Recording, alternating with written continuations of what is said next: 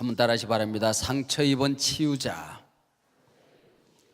이 아침에는 상처 입은 치유자, 그런 제목으로 말씀을 나누려고 합니다. 고난의 한복판에 살던 한 사람이 고난당하는 민족을 구원한다, 그런 메시지가 될 것입니다. 지구촌에 많은 민족이 있습니다. 그 가운데에 역사 속에서 모진 고난을 견뎌냈던 두 나라가 있습니다. 물론 우리 대한민국, 한국인이요, 또 유대인입니다. 항상 전쟁의 소용돌이, 침략에 짓밟히며 피 흘리고 울어했던 민족이 바로 유대와 우리 한국입니다. 수많은 고난 가운데도 20세기 초 같은 시기에 동일한 고난을 겪기도 했습니다. 유대는 독일 치하에서, 우리는 일제 치하에서 치욕을 당했습니다. 유대인들은 히틀러 치하에서 600만 명이 죽었습니다. 우리도 역시 6.25를 거치면서 신앙의 자유를 지키려고 하다가 체제의 갈등 때문에 600만 명 이상이 죽어갔다고 하는 학자들의 통계가 있습니다. 그 외에도 유대인과 한국인은 공통점이 참 많이 있습니다. 전 세계에 흩어져 사는 디아스포라 민족입니다. 그러면서도 적응력이 얼마나 강한지 어디에 가든지 잘 살고 또 그 도시를 정복하는 그런 희한한 두 나라입니다. 유대인들은 지금 전 세계 100여 개국에 흩어져서 살고 있습니다. 우리나라는 자그마치 150개국에 흩어져서 잘 살고 있는 민족이 우리 민족입니다. 나라를 찾은 지 짤막한 시간 내에 경제 부흥을 일구어낸 나라가 바로 유대 나라와, 즉 이스라엘과 우리 대한민국입니다. 유대인들이 얼마나 부지런한지 전 세계에 흩어져서 유대인들이 상권을 한 걸음 한 걸음 먹어 들어가면은 그 현지인들이, 유대인들이 오는 곳에서 견뎌내질 못합니다. 그래서 도망갑니다. 근데 그 땅에 한국인이 들어가면은 24시 영업을 해버립니다. 그러니까 유대인들이 이번엔 도망을 갑니다. 그렇게 해서 전 세계에서 유대인들과 한국인들이 장사도 잘하고 또 부자로 잘 살고 있는 것을 볼 수가 있습니다. 우리나라에 홍익인간이라고 하는 게 있죠. 건국 사상입니다. 널리 사람을 이롭게 한다 하는 그런 우리 사상이 우리 민족 전체에 깔려 있습니다. 그 유대 나라도 티쿤 올람 그래가지고 세상을 치유하여 널리 잘 산다 하는 그런 사상이 있습니다. 여러분, 이런 게 참 공통점이 이렇게 많을 수가 없어요. 유대인들과 한국인들은 세계 어디에 가든지 머리가 좋기로 유명합니다. 어느 학교에 가든지 이 아이들이 1등, 2등을 합니다. 물론 꼴등도 합니다. 네. 1등하는 아이들 보면서 유학을 보내면 이름도 1등 하겠지, 여기서 꼴등한 놈은 거기도 여전히 꼴등합니다. 여러분들 유학 보내지 마시고 여기서 잘 격려하면서 사셔야 합니다. 교육열이 대단히 높습니다. 근데 이 아시아권에서 음력을 쓰는 나라가 있잖아요. 바로 대한민국과 유대가 같이 음력을 쓰고 있습니다. 그리고 여성들의 힘이 억척스럽게 강합니다. 유대 나라도 여성들이 굉장히 활동적이고 여성들이 이 발전의 중심에 있어 왔습니다. 우리나라도 마찬가지입니다. 전쟁터에 남자들이 나가고 나면은 여성들이 남아서 아이들을 돌보고 독리를 지키고 교육을 하고 살림을 했습니다. 그러다 보니까 수천 년 역사 가운데 여성들이 나라를 지키는 중심에, 기도하는 중심에, 또 그 종교를 일으키는 중심에 여성들이 있는 것을 볼 수가 있습니다. 그리고 신앙심이 굉장히 강한 민족이 유대인들과 우리 대한민국입니다. 여러분, 이 신앙의 힘을 믿는 나라가 바로 유대인들이고 우리 대한민국입니다. 똑같이 1948년 나라를 재건했습니다. 그럼 참 여러 가지 공통점이 있지 않겠습니까? 이런 공통점을 찾아서 얘기를 하려고 하면은 그 외에도 얼마든지 아마 더 있지 않겠나, 그렇게 생각을 합니다. 하나님은 병든 이 세상, 이 마지막 때 말세를 지키기 위해서 고난을 견뎌낸 수없는 상처 입고 상처에 갇혀 살지 아니하고 오히려 세계를 품고 살아가는 이 나라들을 하나님이 쓰시지 않겠나 하는 기도, 또 많은 예언자들이 그렇게 말하기도 하고 그렇게 세계를 관찰하는 사람들이 그렇게 주목하고 있는 것도 사실입니다. 특별히 예수 그리스도의 복음이 전해지는 이 일에 있어서 유대에서 복음이 시작이 되어졌습니다. 그러나 마지막에 땅끝까지 복음이 전해지는 이 일은 또 대한민국을 통하여, 한국교를 통하여 펼쳐지고 완성되지 않을까 하는 생각을 하고, 우리 믿음의 선지자들은 늘 그렇게 기도했습니다. 또 그렇게 우리는 믿고 신앙생활을 하는 것이죠. 특별히 유대인들은 미국 사회 속에서 전 세계 경제 분야에서 대단한 힘을 발휘하고 있습니다. 전 세계에서 모든 경제의 흐름을 주도하고 있는 사람이 이스라엘의 재무장관입니다. 이스라엘의 재무장관이 되면은 전 세계에서 경제적인 그런 흐름을 주도하는 어마어마한 힘을 가진 사람이 되는 것이죠. 미국 정계, 백악관, 사회를 움직이는 사람들이 바로 유대인들입니다. 트럼프 대통령의 사위 이방카의 남편이 유대인이라며, 그리고 또 구글, 그리고 페이스북, 이런 것들이 전부 다 유대인들에 의하여 개발되어지고 그 사람들에 의하여 움직여지고 있는 것입니다. 여러분, 이런 힘이 그들에게 어디서 나왔는지 바로 신앙의 힘, 고난을 견뎌내고 우뚝 일어선 그들의 힘이 아닌가 하는 생각을 하게 됩니다. 지금까지 있었던 수많은 노벨상의 30%가 유대인들입니다. 경제 분야의 47%, 의학 분야의 자그만치 70%가 이 유대인들이 노벨상을 받았습니다. 참 대단한 민족이죠. 인구는 얼마 되지 않는데. 자, 오늘 본문 주인공 에서들은 부모 세대가 임금과 함께 외국 땅으로 포로로 끌려갔습니다.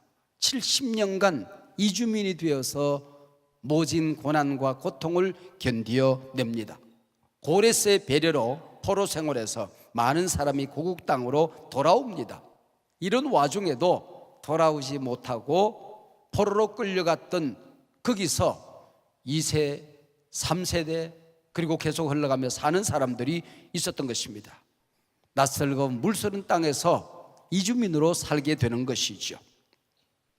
그들 가운데 일찍 아버지 어머니를 여의고 고아처럼 살던 소녀가 있었는데, 그가 바로 에스더, 스타, 별, 어두운 시대에 반짝이는 별이 되었던 한 소녀가 있었으니 그 이름이 바로 에스더라고 하는 것입니다.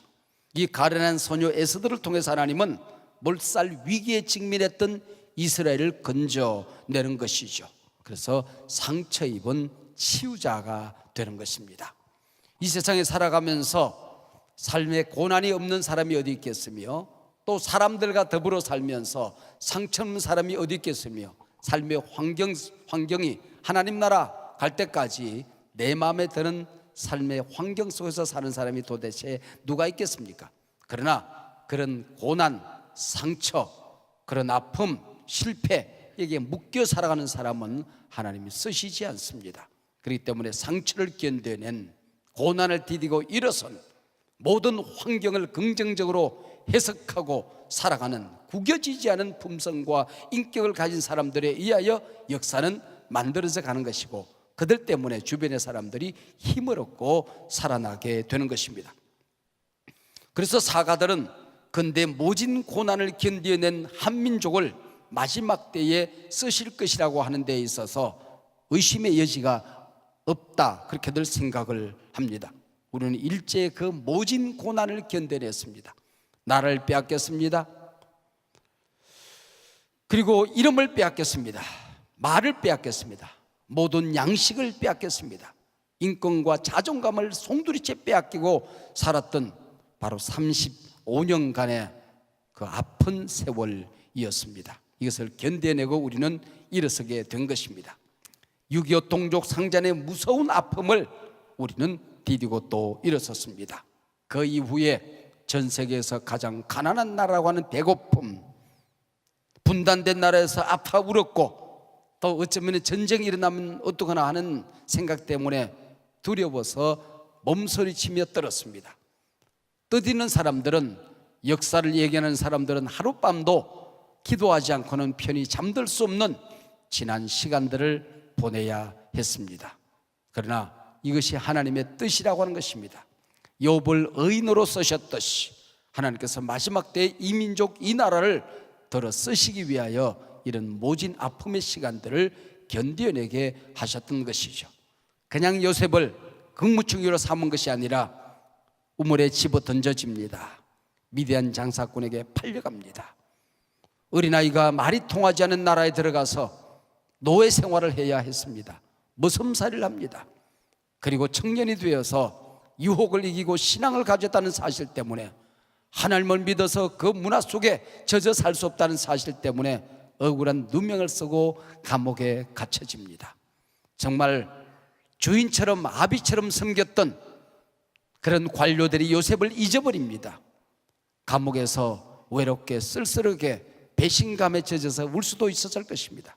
그러나 이런 고난을 견디는 요셉을 하나님께서 감옥문을 열고 불러내 쓰시는 것입니다. 하나님께서 감옥에 갇힌 듯이, 세장에 갇힌 듯이 분단의 현실 속에 눈물 지으며 울고 있는 우리를 하나님께서 들어 쓰시지 않겠나 하는 이 기대 때문에, 이 소원, 이 열망 때문에 우린 지금 부르짖어 기도하는 구국의 시간을 가지고 있는 것입니다. 자, 1장이 이제 끝났습니다. 2장의 문이 열려집니다. 1장에서 마지막에 어떤 일이 있었습니까? 똑똑하고 사리에 밝았지만은 성격이 강했던, 그래서 남편 임금의 명령이 옳지 않다고 판단하고 그 명령을 이런 지하에 거절하고 거역했던 와스디 왕후, 그가 폐위되어졌습니다. 어제 아침에 우리가 가슴 속에 그런 생각을 하고 입으로 따랐습니다. 저주지, 바보. 네, 기억하시죠? 그리고 자그마치 4년간 왕비를 들이지 아니했습니다. 아마 부인이 없이 살았는지 어떻게 살았는지 기록이 없습니다. 새 왕비를 들이지 않고 4년이란 세월이 흘러갔습니다. 그러면 아하수에로 왕은 이 4년 동안 독수 공방하면서 하늘만 쳐다보고 살았을까요? 이 여간 동안에 페르시아에 큰 사건이 있었던 것입니다.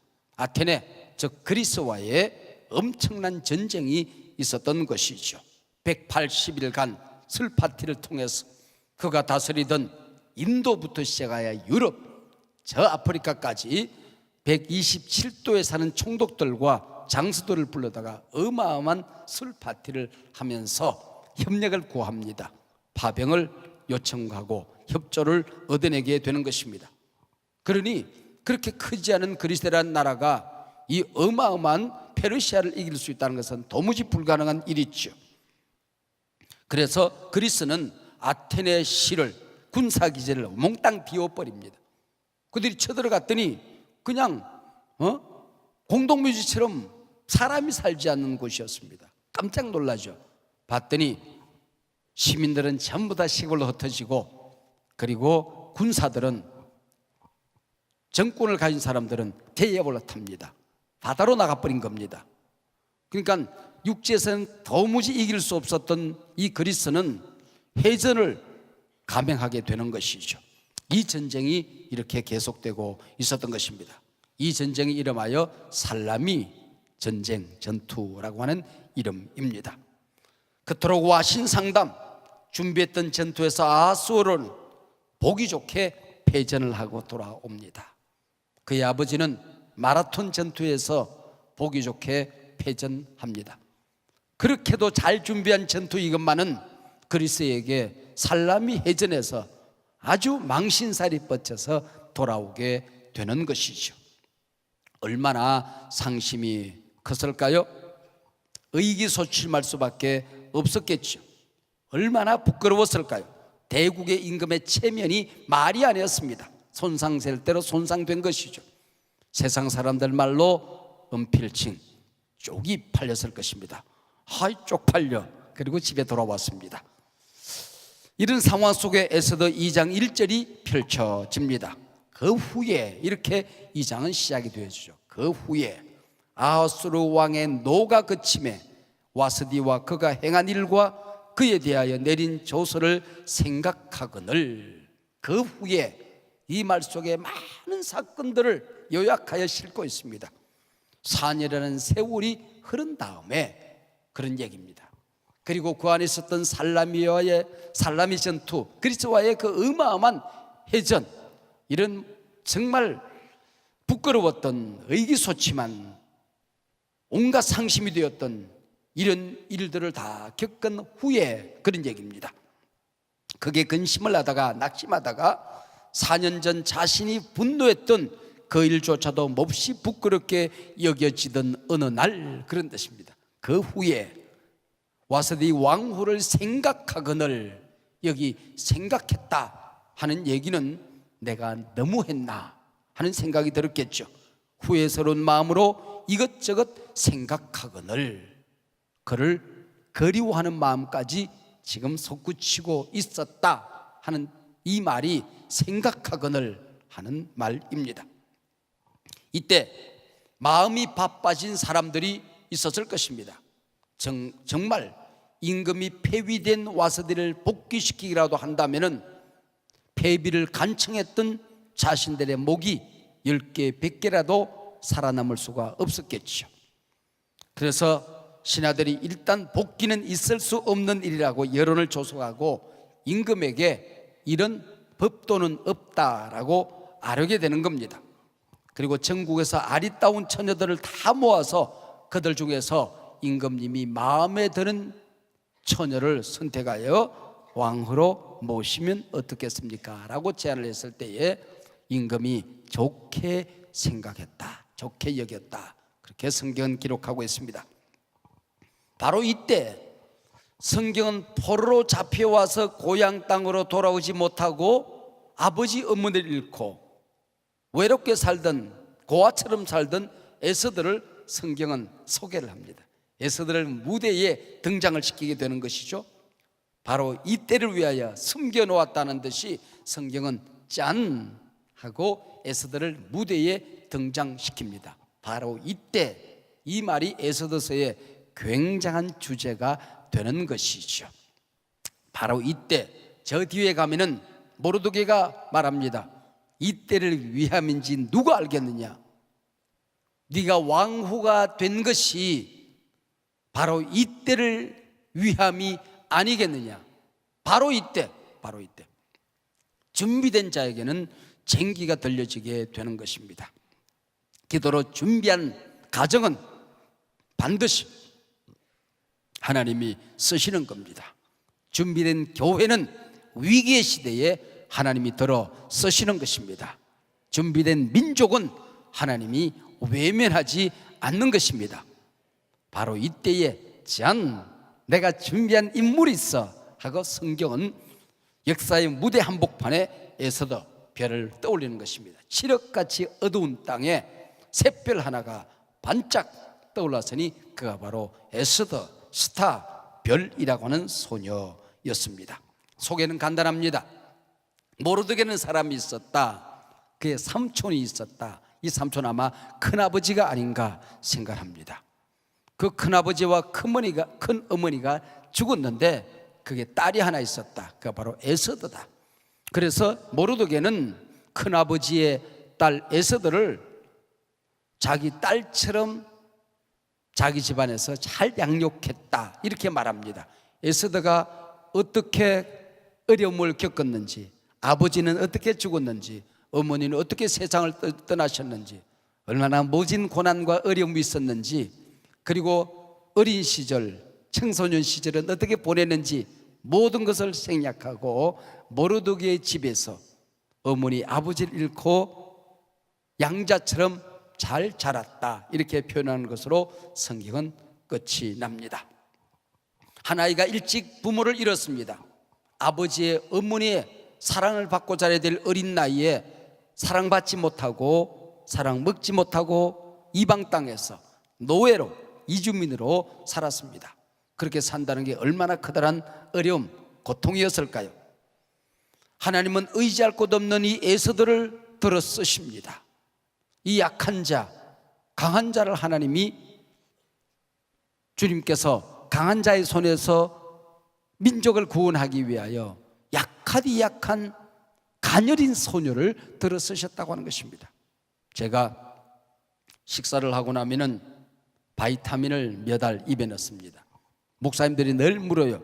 목사님 어디 편찮으세요? 약 좀 먹습니다. 무슨 약입니까? 약할 때 강함 주신다고 그래서 약을 합니다. 약할 때 강함 주시네 하는, 여러분, 우리 약한 자를 들어서 하나님 쓰시는 것입니다. 여러분, 우리 이 무대 속에, 역사 무대 속에 유대인, 이 한민족, 얼마나 약한 민족입니까? 땅이 얼마나 작습니까? 인구는 뭐 얼마나 대단합니까? 정말 가진 것 없는 이 나라를 하나님이 쓰신다고 하는 게 얼마나 설레는 일이냐, 그런 얘기죠. 여러분, 가정, 나라는 존재, 우리 한 사람 한 사람 하나님 앞에 아무리 보더라도 이렇게 하나님 앞에 좋은 교회에서 좋은 성도들과 더불어서 이런 나라를 품는 중심 자리에, 여기가 오순절 다락방이 되고, 여기가 미스바 광장이 되고, 여기가 갈멜산 재단이 되고, 통곡의 벽이 되는 이 어마어마한 일들을 우리에게 맡겨주신 것을 감사하시길 바랍니다. 여러분, 하나님이 이런 우리를 쓰신다고 하는 것입니다. 포로의 딸로 태어나서 얼마나 많은 상처를 받으며 살아야 했을까요? 그러나 그 깊은 상처, 세상에 대한 원망, 염세적인 사상, 부정적인 생각, 이런 것들을 이겨내기는 그렇게 쉽지 않았을 것입니다. 그럼에도 불구하고 에스더에게는 이런 것들이 전혀 남아있지 않았습니다. 어디에도 쌓여있지 않았던 것입니다. 하나님께서는 상처를 입었지만은 그 상처를 이겨낸 사람을 쓰는 것이죠. 이 모든 것들을 신앙과 기도로 이겨내고 아름다운 신앙과 품성을 지니고 잘 자랐다, 이 표현을 영모가 곱고 아리따웠다 하는 말로 딱 요약을 합니다. 영모가 아니라 용모. 용모가 곱고, 영모도 곱지만은 영모가 아니라 용모가 곱고 아리따웠다, 이렇게 표현을 합니다. 찌그러진 인격의 소유자가 아니었다고 하는 거죠. 구겨진 품성을 가지고 살지 않았습니다. 삐뚤어진 내면 세계가 없었습니다. 곱고 바른 소녀였습니다. 초라한 신앙의 사람이 아니라 단단한 신앙으로 무장된 소녀였습니다.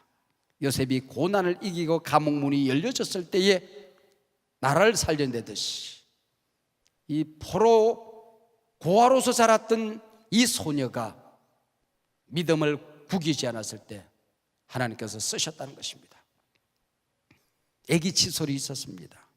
아기 칫솔이 엄마 칫솔에게 그렇게 말했습니다. 엄마, 우리 칫솔 맞지? 칫솔 맞지? 엄마, 우리 이빨 닦는 칫솔 맞지? 그래, 이빨 닦는 칫솔이지. 그런데 왜 우리는 운동화만 빨아? 그렇습니다. 이놈의 자식아, 네가 다 찌그러지니까 이빨 못 닦고 운동화만 빨아야지. 너를 잘 지켜야지 놈아. 그렇게 얘기를 했다는 겁니다. 한번 따라하시 바랍니다. 내가 내 믿음 지키면, 내가 내 인격을 지키면 하나님이 쓰신다. 내가 할 일은 내 믿음을 지키는 겁니다. 내 마음을 지키는 겁니다. 세상에 지킬 것들이 많이 있지만은 그 무엇보다도 내 마음을 지키라, 내 신앙을 지키라, 기도의 자리를 지키라, 품성을 지키라, 사람들과의 관계를 지키라는 것입니다. 이것이 하나님이 나를 쓰는 길이 되는 것입니다. 여러분 가슴에 꼭 새기시길 바랍니다. 내가 어떤 일이 있어도 내 마음을 지킨다, 내 품성, 내 인격을 지킨다, 내 신앙을 지킨다, 내게 맡겨진 사람들과의 관계를 깨뜨리지 않고 잘 지킨다. 누구를 통하여 하나님이 나를 쓰실는지 모릅니다. 내게 되는 그 소중한 목장 식구들을 통하여 하나님이 나를 쓰셔야 되는데 그 사람과의 관계가 깨졌습니다. 복의 통로가 무너질 수 있었던 것 아닙니까? 어느 날 문득 하나님이 그 사람이 기도를 통하여 나를 쓰시기를 원하시는데 복이 오다가 거기서 막혀버리고 마는 것입니다. 무엇보다도 사람 관계 잘 지키라 하는 겁니다. 이게 바로 우리가 하나님 앞에 쓰임받는 길이 될 수가 있는 것이죠. 자, 당시 이 페르시아 왕궁에서 펼쳐지는 왕비 간택 행사는 에스더가 선택되기에는 도무지 불가능한 일이었습니다. 근데 이런 어마어마한 페르시아의 왕궁 안에서 왕비 간택 행사에서 포로로 끌려온 아비 의미가 없는 이 소녀가 간택되었다. 이거는 기적이죠. 네노라는 집안에서 딸들이 모두 몰려왔습니다. 근데 포로의 소녀, 이 불쌍한 에스더가 왕비가 됩니다. 이 왕비 간택 행사는 대단히 냉혹하고 잔인했습니다. 일단 후궁으로 들어가면 거기서 몸을 단장합니다.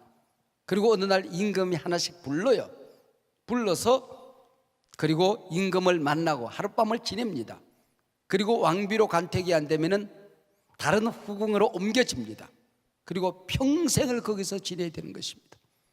여러분, 거기 모인 사람이 어떤 주석가에 의하면 400명쯤 되었다 그렇게 말합니다. 400명의 후궁 가운데 한 명으로 전락을 하는 것이죠.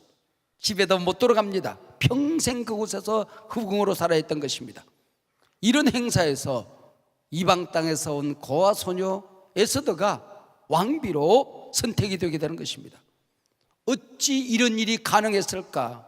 이 질문에 대한 대답이 될 만한 오늘 본문에 두 단어가 나옵니다. 8절에 보면은 왕궁으로 이끌려갔다라는 말입니다. 한번 따라하시고, 너무 중요하니까 이끌려가서. 그리고 9절에 보면은 은혜라는 단어가 나옵니다. 은혜. 이 말이 에스더에서 굉장히 중요한 단어로 등장합니다. 한번 따라하시기 바랍니다. 은혜. 우리가 궁금해하는 이 모든 일들을 이 두 단어가 설명해 줍니다. 이끌려가서, 그리고 은혜라고 하는 단어입니다. 먼저 이끌려가서라고 하는 단어입니다. 수동태죠. 수동형입니다. 모르드게가 보냈다는 게 아닙니다. 에스더가 자원해서 거기 들어간 것이 아닙니다. 누군가에 의하여 데려감을 당했다 그 얘기죠. 이끌려갔다는 겁니다. 누구도 어찌할 수 없는 커다란 손이 에스더를 이끌어갔다는 것입니다. 이 강한 선의 주인이 누구일까요? 이 수동태 동사의 주인은 분명히 하나님이시라고 하는 것입니다. 이 에스더서의 연출가, 작가, 진정한 숨은 주인공이 되시는 하나님이 에스더를 왕궁으로 이끌어 갔다는 것입니다. 하나님이 이끌어간 이 에스더를 그 누구도 이길 수가 없었던 것이죠. 하나님이 붙들었는데, 하나님이 이끄셨는데 누가 이길 수가 있었냐, 그런 얘기죠. 두 번째, 9절에 은혜라는 단어입니다. 뒤에 나옵니다. 15절 17절에 가서 보면은 사랑을 받았더라, 사랑이라는 단어가 나옵니다. 그리고 17절에 가서 보면 은총을 얻은지라, 은총이라는 단어가 나옵니다. 이 모든 단어는 하나님의 헤세드, 자비를 입었다, 은총을 입었다, 이런 말, 동일한 말입니다. 하나님의 은혜를 입어서 일어난 사건이라는 것이죠. 이 불쌍한 고아가 왕비가 된 이 사건의 배후에는 눈에 보이지 않는 하나님의 손이 번쩍 들어서 에스더를 이곳으로 이끌어 가서 하나님의 전지전능한 손에 의하여 이 일들이 일어나게 된 것입니다. 하나님의 은혜의 사건이 있다, 하나님의 큰손 사건이었다, 이렇게 성경은 기록하고 있는 것입니다. 여러분, 우리가 염려하는 이 모든 일들이 하나님의 은혜의 손, 역사를 움직이는 그 힘 있는 손이 번쩍 들어서 옮기게 될 줄로 믿습니다. 여러분이 염려하는 그 모든 여러분의 가정의 일들이 우리가 하나님 앞에 맡기고 기도할 때에 역사를 운행하시는 그 손이, 천지를 창조하신 그 큰 손이, 전지전능한 손이 번쩍 들어서 동이서에서 먼 것처럼 옮겨주실 줄로 믿습니다. 내가 갈 수 없는 곳에 하나님이 옮겨주실 것입니다. 인도해 주실 것입니다. 그것을 오늘 본문이 우리에게 약속하고 있는 것이죠. 모르드게와 에스더, 겉으로는 바벨론 문화에 잘 적응하고 사는 것처럼 보입니다. 그러나 그들은 철저히 이방인이었습니다. 철저히 약자였습니다. 권력이라고는 손가락만큼도 없었습니다. 도와줄 만한 힘 있는 사람도 아무도 없었습니다. 하나님이 안 도와주면, 누군가 밟아버리면 밟힐 수밖에 없습니다. 누군가 찢으면 찢길 수밖에 없었습니다. 불어버리면 날아갈 수밖에 없는 이 사람들이었습니다. 모르드게, 에스더, 이 사람을 하나님이 들어 쓰시는 것입니다. 저는 에스더서를 읽으면서 저의 얼굴을 자꾸 떠올리게 된 것입니다. 어린 시절 하나님이 안 도와주면 그 누구도 도와줄 사람이 없었습니다. 근데 이것이 내 복이었어요. 아무도 도와줄 사람이 없었으니까 하나님을 붙들 수밖에 없잖아요. 하나님을 믿을 수밖에 없잖아요. 아버지 부르짖을 수밖에 없었잖아요. 하나님만이 나의 백이었습니다. 하나님만이 나의 힘이셨습니다. 하나님만이 나의 반석이셨습니다. 하나님이 나의 여셋이셨습니다. 하나님이 나의 산성이셨습니다. 하나님 나의 구원의 뿔이셨습니다. 나의 힘이 되신 여호와여, 내가 주님을 사랑합니다.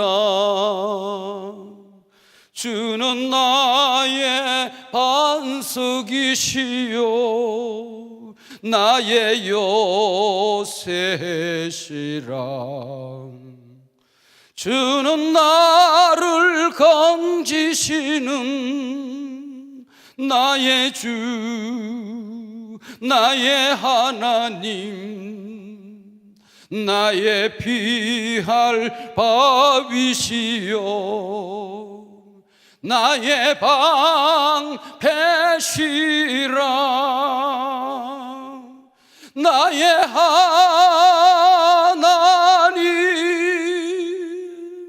나의 하나님, 구원의 뿌리시요 나의 산성이라. 나의 하나님, 나의 하나님, 그는 나의 여호와, 나의 구세주.